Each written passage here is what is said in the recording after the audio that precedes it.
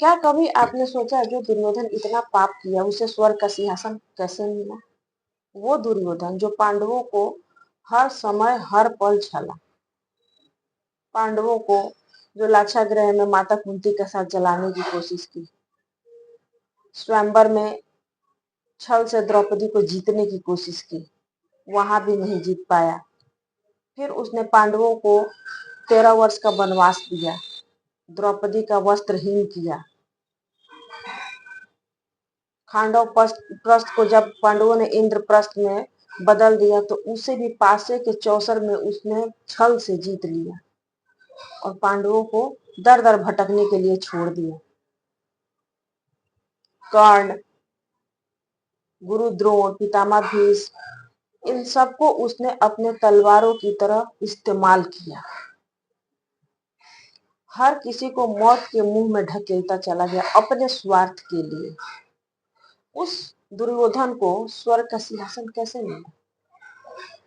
ये बात उस समय की है जब कुरुक्षेत्र का कुल युद्ध 18 दिन तक चला और उस युद्ध में जब पांडव जीत गए तो हस्तिनापुर में युधिष्ठिर के साथ वो राज 36 वर्षों तक हस्तिनापुर पे राज किए। उस समय श्री कृष्ण भी द्वारका लौट गए। उनकी जब समय पूर्ण हुआ तो वह द्वारका भी छोड़कर बैकुंठ को चले गए। तब ये बात अर्जुन को, युधिष्ठिर को, सबको लगा कि अब हम लोगों ने भी अपनी पूरी जिंदगी जी चुके हैं, अब हमें भी अपना मार्ग देखना चाहिए और आगे स्वर्ग लोक की तरफ बढ़ना चाहिए। वो लोग भी इस धरती को छोड़ने का निर्णय किया। उस समय अभिमन्यु के पुत्र को युधिष्ठिर पूरा राजपाट देते हुए संभालते, उन्होंने कहा कि अब ये राजपाट का उत्तराधिकारी तुम हो, इसे संभालो और हम लोग की समय पूर्ण हुआ, अब हम लोग चलते हैं। पांचों पांडव द्रौपदी के साथ ही चल पड़े। उनके साथ में एक कुत्ता भी था। चलते चलते वो केदारनाथ धाम पहुंचे। वहां पे उन्होंने महादेव से मिला। पांचों पांडव जब महादेव से मिले तो महादेव ने पूछा कि तुम लोग किस कार्य के लिए यहाँ आए हो? तब महादेव से पांडवों ने कहा कि प्रभु, हम स्वर्ग की तरफ बढ़ रहे हैं, हम लोग स्वर्ग की तरफ जाना चाहते हैं, हम लोग अपनी पूरी जिंदगी जी चुके हैं, इस पृथ्वी से अब हम लोग का प्रस्थान करने का समय आ चुका है। तब महादेव ने कहा कि आगे का रास्ता बड़ा ही दुर्गम और बड़ा ही कठिन है, तुम अगर जाना चाहते हो तो तुम्हें अपना सब कुछ यही त्याग कर, यही छोड़ कर जाना पड़ेगा। इस पर पांचों पांडव और द्रौपदी ने भी कहा कि जैसे आपकी इच्छा प्रभु, और कहकर सब कुछ अपना त्याग कर आगे बढ़ने लगे। आगे बहुत ही दुर्गम और पहाड़ों भरी रास्ता थी। आगे बढ़ते बढ़ते सबसे आगे द्रौपदी थी। उनका पैर लड़खड़ाया और उस दुर्गम रास्ते से नीचे गिर पड़ी। जब नीचे गिरी तो चारों पांडवों ने युधिष्ठिर से पूछा कि आखिर द्रौपदी के साथ ऐसा क्यों हुआ, द्रौपदी जो है मृत्यु को प्राप्त क्यों हो गई? तब युधिष्ठिर ने बड़ा ही सरल जवाब दिया कि जब महादेव ने कहा था कि तुम अपना सब कुछ यहाँ त्याग कर जाओगे, उस समय द्रौपदी ने अपना कुछ भी नहीं त्यागा। सिर्फ राजपाट त्यागना ही नहीं होता है, द्रौपदी के मन में अर्जुन के लिए प्रेम ज्यादा था और उस प्रेम को वो त्याग ना सके, जिसके कारण वो मृत्यु को प्राप्त हुई। ऐसे ही आगे बढ़ते बढ़ते गए, तब तक सहदेव जो है वो भी उस ऊंची शिखर से नीचे गिर पड़े। तब अर्जुन, भीम, नकुल ने कहा कि भ्राता, सहदेव के साथ ऐसा क्यों हुआ? इस पर जो है युधिष्ठिर ने बड़ा ही उत्तम सरल आवाज में कहा कि युधिष्ठिर भी अपना सब कुछ नहीं त्याग सका। उसे अपने वैद्य होने का अभिमान था और उसे लगता था कि मैं किसी को भी जीवित कर सकता हूँ। वही कारण है जो मृत्यु को प्राप्त हुआ। तब युधिष्ठिर अपने तीनों भाई को लेकर आगे बढ़ रहे थे और साथ ही साथ उनके साथ एक कुत्ता भी आगे बढ़ता जा रहा था। तब तक धीरे ही धीरे जैसे ही थोड़ा आगे बढ़े, नकुल भी गिर पड़ा। जब नकुल गिरा तो अर्जुन और भीम ने कहा कि भ्राता, नकुल के साथ ऐसा क्यों हुआ? तब युधिष्ठिर ने कहा, नकुल जो है उसे अपनी सुंदरता पे ज्यादा अभिमान था, इसलिए वो मृत्यु को प्राप्त हो गया। वो अपनी सुंदरता का जो घमंड है वो नहीं त्याग सका। इतना कहकर युधिष्ठिर जो है भीम और अर्जुन और उस कुत्ते के साथ आगे बढ़ते गए। आगे बढ़ते बढ़ते रास्ता बहुत ही दुर्गम और ज्यादा ही कठिन था। तब अर्जुन ने कहा कि मैं अपने बाणों से बहुत ही सरल और आसान रास्ता बना दूंगा। मैंने गांडीव को त्यागा है लेकिन विद्या नहीं त्यागा है। और अर्जुन ने अपनी विद्या से बहुत ही सरल और आसान रास्ता बना दिया अपने बाणों से। लेकिन जैसे ही अर्जुन उस बाण पे जो रास्ता बनाए थे उस पर वो चलना शुरू किए, नीचे गिर पड़े।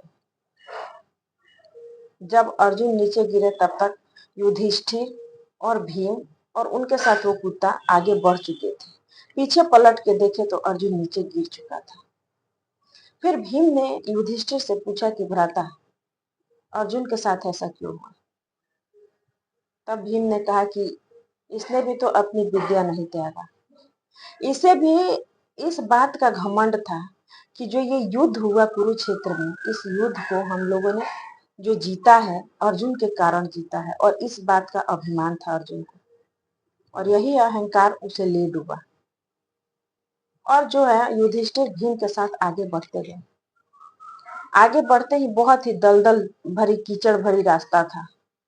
युधिष्ठिर को और उस कुत्ते को चलने में बहुत ही कठिन हो रहा था। तब भीम ने कहा कि मैं इतना दुर्गम और सरल रास्ता मैं बना सकता हूँ, इतना दुर्गम रास्ते पे मैं नहीं चल सकता। भ्राता आप रुकिए, मैंने भले ही अपना गदा और अस्त्र शस्त्र त्यागा है, लेकिन आज भी मेरे अंदर उतनी शक्ति है कि मैं इस पर्वत को उठा के इस दलदल के बीच में रख सकूं कि आप सब आसानी से रास्ता को पार कर सके।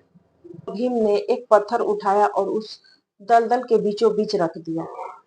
इसे युधिष्ठिर और वो कुत्ता आगे बढ़ने लगे। आगे जैसे ही बढ़े तब तक वो जो है युधिष्ठिर तो आगे बढ़ चुके थे, लेकिन कुत्ता और भीम दोनों ही उस दलदल में फंस गए, क्योंकि उन दोनों का ही पैर उस पत्थर की शिला से सरक गई। जब दलदल में भीम भी धंसने लगे और कुत्ता भी धंसने लगा तो युधिष्ठिर को लगा कि भीम तो इतना बलशाली है, इसका मुंह है, हाथ है, पैर है, ये अपनी बचाव कर सकता है, लेकिन कुत्ते के पास अपना ना मुंह है, ना हाथ है, ना पैर है। सबसे पहले युधिष्ठिर ने उस कुत्ते को बचाया, ना कि भीम को। जब भीम डूबने लगा तो बोला कि भ्राता, मैं अब जानता हूं कि मैं अब नहीं बच सकूंगा और मेरा बचना असंभव है, लेकिन आप मुझे कृपया कर ये बताइए कि मैं इस हाल में क्यों पहुंच गया, आज मैं काल के गाल में क्यों समाये जा रहा हूँ।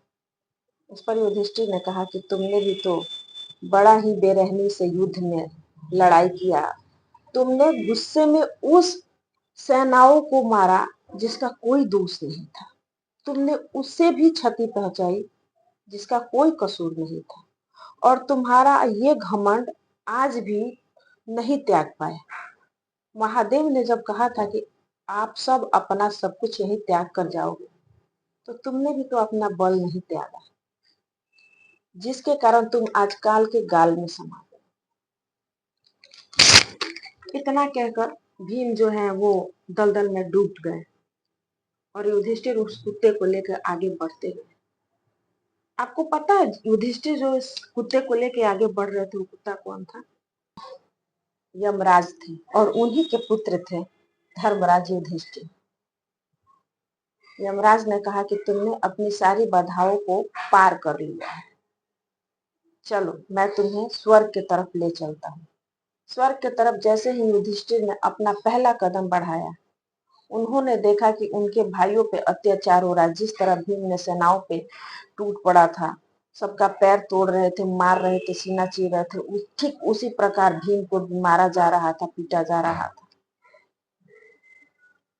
अर्जुन के साथ भी वही हो रहा था। जिस तरह तीरों से अर्जुन ने सारी सेनाओं को छेद दिए थे, उसी तरह से अर्जुन को भी छेदा जा रहा था।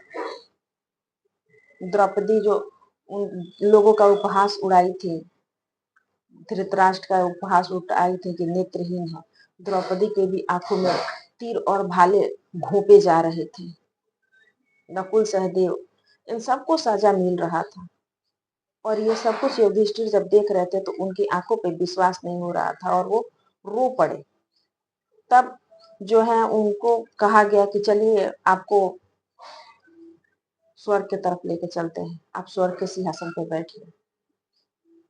तब युधिष्ठिर ने कहा कि मेरे लिए क्या स्वर्ग और क्या नरक, जहां मेरे अपने हैं वही मेरा स्वर्ग है। राज ने कहा कि तुम्हारी एक छोटी सी गलती के कारण तुम्हें थोड़ा सा नरक का दर्शन कराया गया, और वो तुम्हारी गलती क्या थी तुम्हें पता है?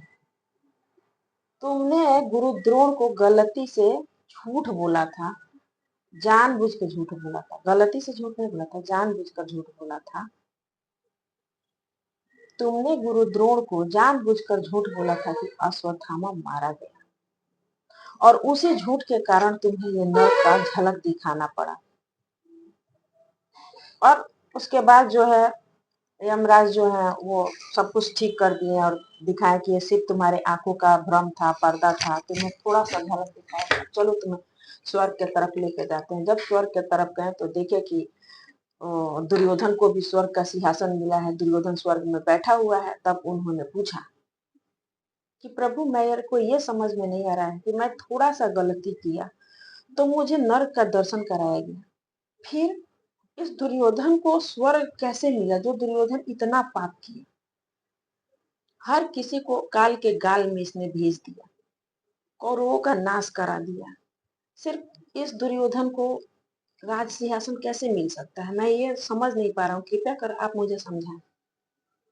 तब यमदेव ने कहा कि माना कि दुर्योधन कितना भी पाप क्यों न किया, वो छल किया, कपट किया, अपनों से अपनों को मारा, जीता, किसी को अपना नहीं समझा, लेकिन उसका लक्ष्य केवल एक था, वो हर हाल में हस्तिनापुर का राज्य सिंहासन चाहता था, राज्य अभिषेक चाहता था। उसके लिए चाहे उसने छल, दंड, भेद, कपट जो भी किया, लेकिन वो अपने कभी इरादों से नहीं, निष्ठा पूर्वक था। अपने इरादों को संपूर्ण करने के लिए दुर्योधन भगवान श्री कृष्ण से भी लड़ पड़ा, लेकिन अपने कभी इरादों से पीछे नहीं हटा, और यही कारण है कि इसे आज स्वर्ग का सिंहासन मिला है, वीर गति को प्राप्त हुआ। वो जानता था कि मैं इस युद्ध में मरूंगा या तो जीतूंगा, लेकिन अपना फैसला नहीं बदलूंगा। और वो वीर गति को प्राप्त होते हुए भी जिस समय जानता था कि भीम उस पर भारी पड़ रहा है, उस समय भी वो अपना फैसला नहीं बदला। वो राज्य सिंहासन ही चाहता था, और यही चाहते हुए वो वीर गति को प्राप्त हो गया। इसीलिए दुर्योधन को राज्य सिंहासन मिला। अब हम सोचते हैं कि हमारे कर्मों के हिसाब से हमें स्वर्ग और नरक मिलेंगे, नहीं, हमारे कर्मों के हिसाब से नहीं मिलेंगे। हो सकता है कि हमारे कर्म सही है, लेकिन हमारी एक छोटी सी गलती हमें नरक पहुंचा सकता है। इसीलिए जीवन में जो कुछ भी कीजिए, धर्म के राह पे चलते हुए कीजिए, और सही गलत सब उस पे छोड़ दीजिए। जय श्री कृष्णा, राधे राधे। अगर आपको हमारी ये वीडियो अच्छी लगी होगी तो लाइक कमेंट करना नहीं भूलिएगा, और शेयर करना बिल्कुल नहीं भूलिएगा। जय श्री कृष्ण, राधे राधे।